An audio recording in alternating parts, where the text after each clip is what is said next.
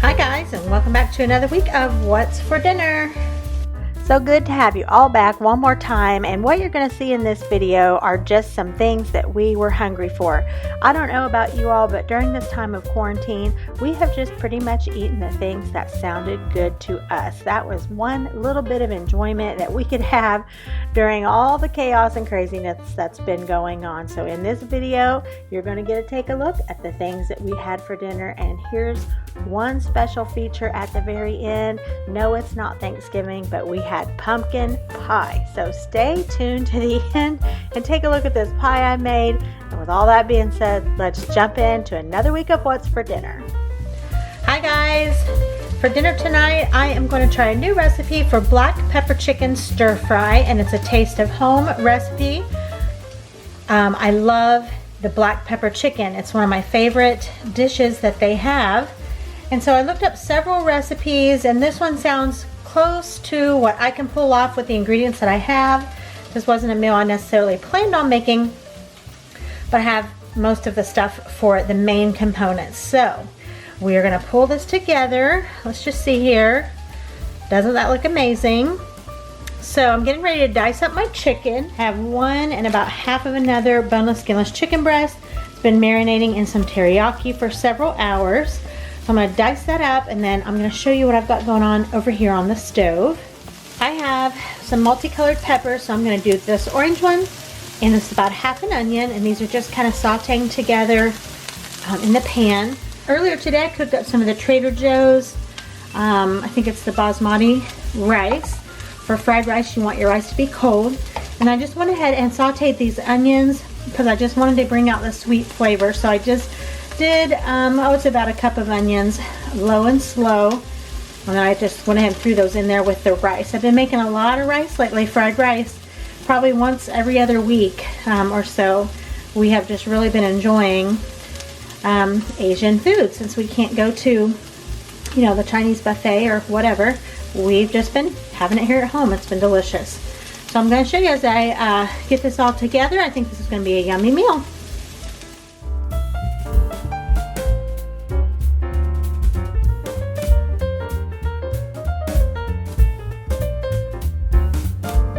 Okay, to the chicken that you saw me dicing, I am going to add black pepper. Now the recipe says if you use just the plain ground pepper, it can be very overwhelming. So it suggests cutting back, or at least one recipe that I looked at said that. Cutting back on the pepper, and if you use the coarse ground that you're kind of using yourself with the little grinder, that you can use a little bit more. So I will start with this, and then I can add more to this if need be. And then cornstarch, and I'm not going to measure it out. I'm just going to pour some in there. That looks about right to me. Okay, we're going to give this a little toss. And this cornstarch will just provide a little bit of a coating. Give it a little bit of a, maybe, I don't know, not really a crunch, but just a little coating on the outside. Okay, let's put just a little bit more. Yep, that ought to do it. That looks sufficient. And I've got my pan already heated up. And I'm going to put the chicken in and start this frying up.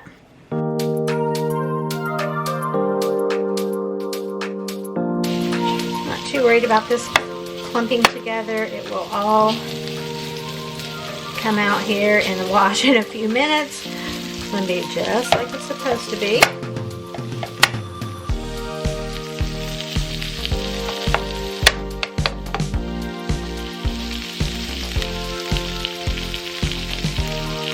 Actually, I think I'm going to go ahead and just give it a little bit more of a sprinkle of the black pepper.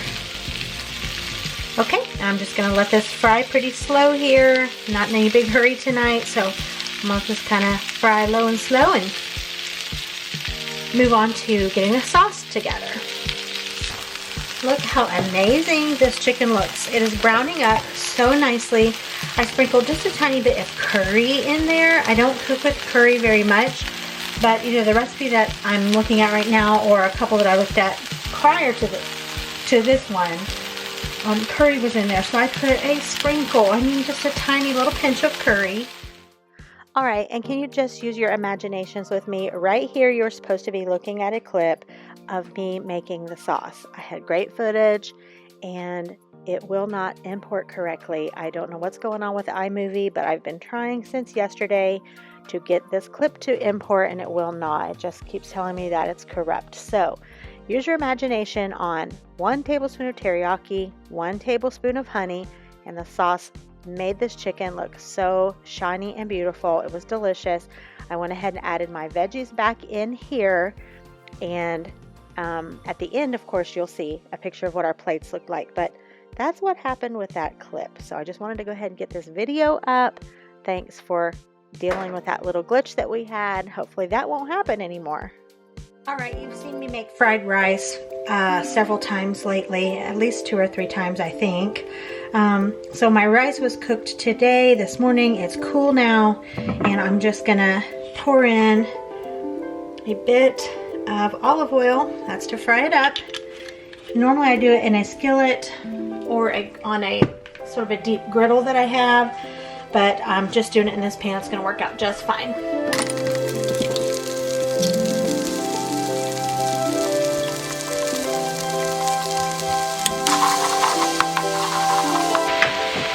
I just usually leave a well in the center of my rice to fry up my egg.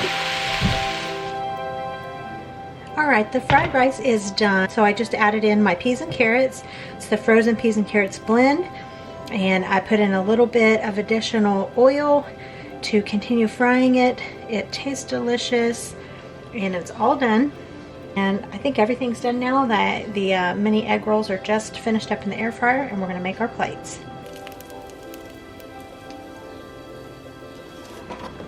Alright, and there you have it. The black pepper chicken, fried rice, and mini egg rolls. Turn it around here so you can see the fried rice. This is going to be delicious. Alright, tonight's dinner was brought to us by our daughter-in-law, Abigail. She made this. It looks amazing. It is, I think she said, a Pioneer Woman recipe called red, white, and green stuffed shells. And I think she said it was ricotta and some spinach, and then there's a white sauce and a red sauce. Doesn't that look delicious? And then we have some garlic bread, and then she also made us salad, and I've got honey mustard on top of mine. This is what we're having for dinner tonight, courtesy of my sweet daughter-in-law, Abigail. Alright, here's what we've got for dinner tonight. We did a brown sugar and olive oil marinade with some dry spices, some garlic. I think I used Cavenders. James grilled these up. They look fabulous. This is the second time of making potatoes like this. I'm totally digging these right now. They just are so good. Look here. Oh, yum. Wash them, halve them, do olive oil, coarse salt, garlic powder. And then I just made a tossed salad with romaine and spinach, onions, cucumbers, and tomatoes. And then we just have some toppings here.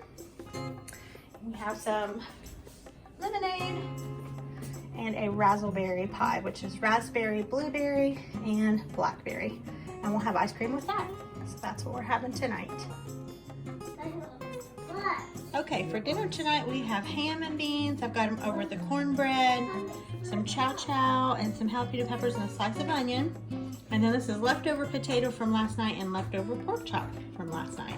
So it's perfect to go along with these ham and beans. Alright, tonight for dinner we are having chicken gnocchi soup. It's only up to 66 today, so rainy, dreary, and I've had this package of gnocchi for a little while, and I just thought, you know what, I have the heavy cream, I have pretty much everything I need for it, so chicken gnocchi soup for tonight. I don't have a ton of chicken in here. I just feel like I always tend to add way more chicken than I need to in a soup like this. So I'm just trying to scale back a little. So it was a pretty large boneless, skinless chicken breast, and I used almost the whole thing. So I'm just browning this up here in some olive oil. Let me show you the package of gnocchi that I have. All right, I have this 16-ounce package of Italian gnocchi. This is a private selection brand from Kroger, and this was in a little bag of freebies from a Kroger click list order. So it was actually a bag full of fun stuff, and this was in there. So I normally buy my packages of gnocchi actually from the Dollar Tree for $1 whole. They're delicious. I've used them lots and lots of times. So if you want some inexpensive gnocchi, pick it up at the Dollar Tree. And so I will show you this as I keep putting it together. It's going to be delicious. This is one of our favorite soups from Olive Garden. And this is a version I've made many times through the years.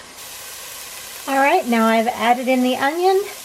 And you can see a little bit of color on the bottom of this pan. That's going to give great flavor to the soup. So I'm going to let the onions kind of get soft. I've got it on the lowest temperature right now. Just kind of sweating out the onions there with the chicken. And I'll start putting the rest of the ingredients in here in just a few minutes. Okay, I usually make this sort of in different steps than what I'm doing today, but I'm just going to do it a little bit different today. It's going to turn out the same way. I'm going to add in some flour now, maybe a couple tablespoons. I'm just going to stir this together.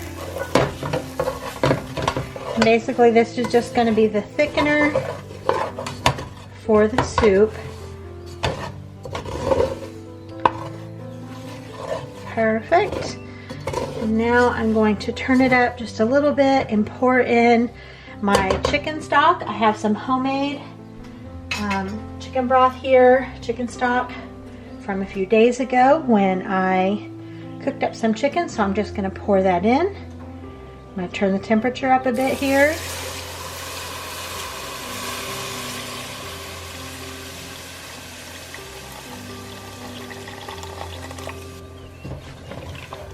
Give this another stir. I'll use my whisk if necessary, but I don't think it will be. This will cook up here, kind of thicken. And then I will see here if I need some more broth. If I do, I will just add some, I have some dry chicken bouillon, the powder that I like to use. I'll just add that in with some water, or to give a little bit more liquid to the soup. I'd say that's probably what I'll do. I'm going to let this simmer together for a little bit. I'm going to get my carrots ready. Sometimes I put in celery, but I don't have any today, but I'm going to get my carrots and my garlic ready.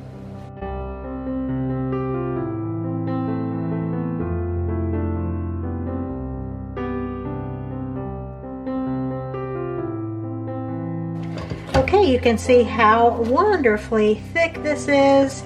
A great soup base. So what I'm going to do now before I do anything else is just give this a little taste to see how much flavor I have and how much salt I have that came from the chicken broth that I had. Turn this back down.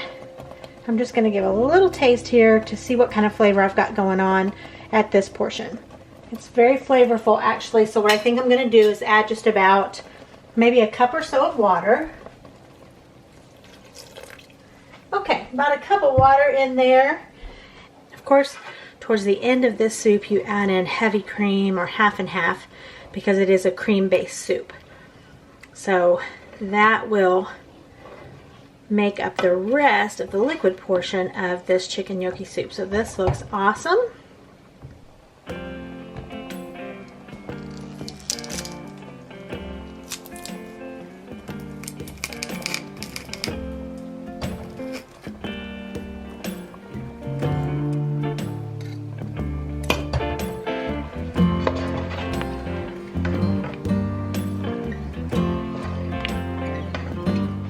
If you think this looks really yellowy in color, that is from the chicken broth. It's homemade. It's got so much flavor, and it's got a really beautiful, natural, beautiful yellow color. And so that's why that looks so bright. You would think I would have put, you know, some dried chicken bouillon base or something like that in there. No, this is just homemade from scratch chicken broth. It looks beautiful. It tastes great. And I will have a recipe below for exact measurements. If you like to use exact measurements for sure on things, I'll have that below. I'm not much of an exact measurement kind of girl. I'm more of a method cook, and you know, by taste, by feel. Look at that. Okay, so that was all of the heavy cream that I had. Beautiful. Now I'm going to pour in some half and half.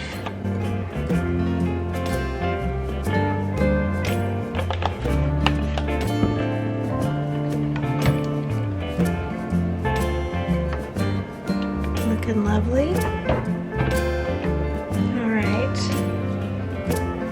Now, anytime milk is added into a recipe, you don't want to leave it too unattended on the stove because milk can burn pretty quickly. So let's get that warmed through. Then we'll add in the kale and the gnocchi. Alright, so here is my bag of chopped kale. I'm going to use about half the bag. It's 12 ounces.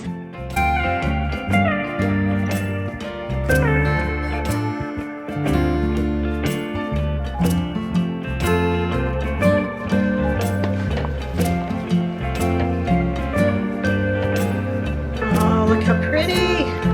I've reduced my heat completely. I'm just going to place them in with my spoon to keep from getting burnt and making a mess on my stove.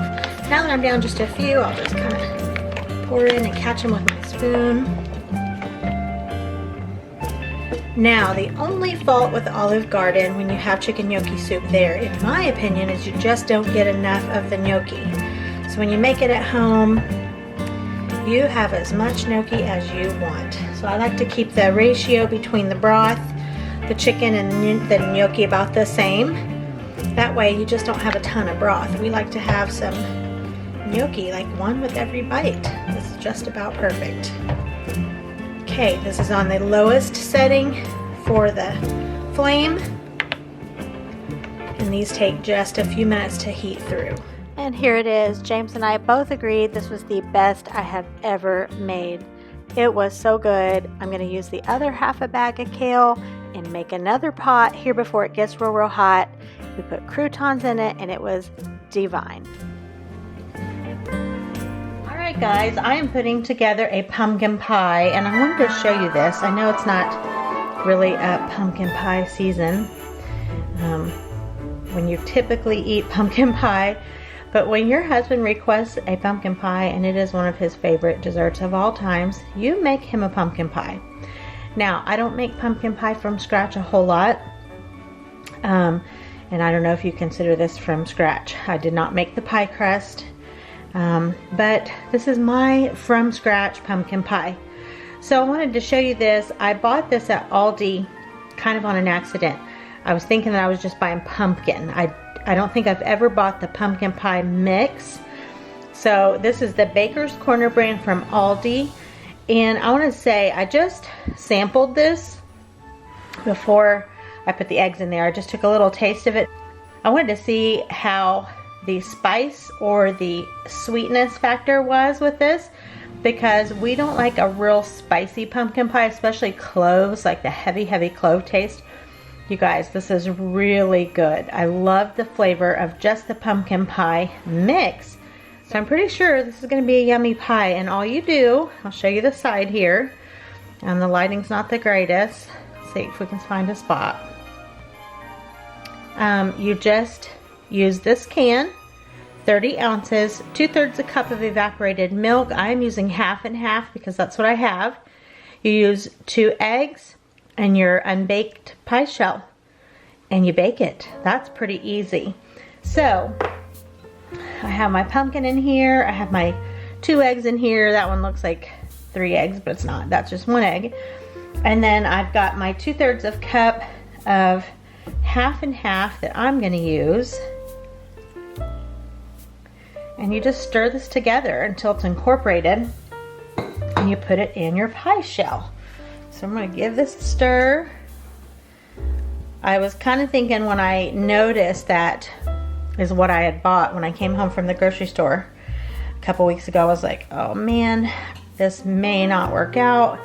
Like I said, sometimes when you get the pre-seasoned pumpkin, you probably run the risk of it having maybe a little more heavier seasoning than you like for pumpkin pie. This one actually tasted so good. Look how pretty that is. Okay, everything is incorporated. It looks so beautiful, and we are going to pour this into our pie shell. I've said on my channel a time or two before, I actually enjoy more of a rustic looking pie shell, so I don't do anything fancy. I like it to look homemade. And so there we go. And we're going to pour in this pumpkin.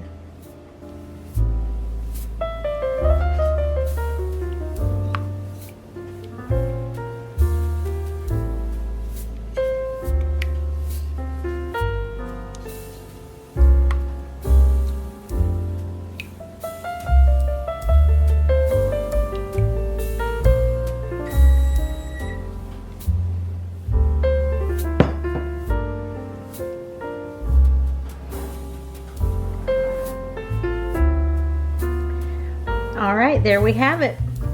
We're gonna get this guy in the oven.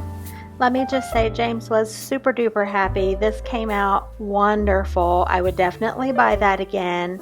We just loved it, and for a minute there, we could almost just close our eyes and think that it was Thanksgiving. And you know what? It'll be here around the corner. Thanks again for watching this video, you guys. Give it a thumbs up if you like what's for dinner. It would really help my channel out. And if you haven't subscribed, hit the red subscribe button so you don't miss out on anything. You could even hit the bell notification to get notified when I post. I'll see y'all next week.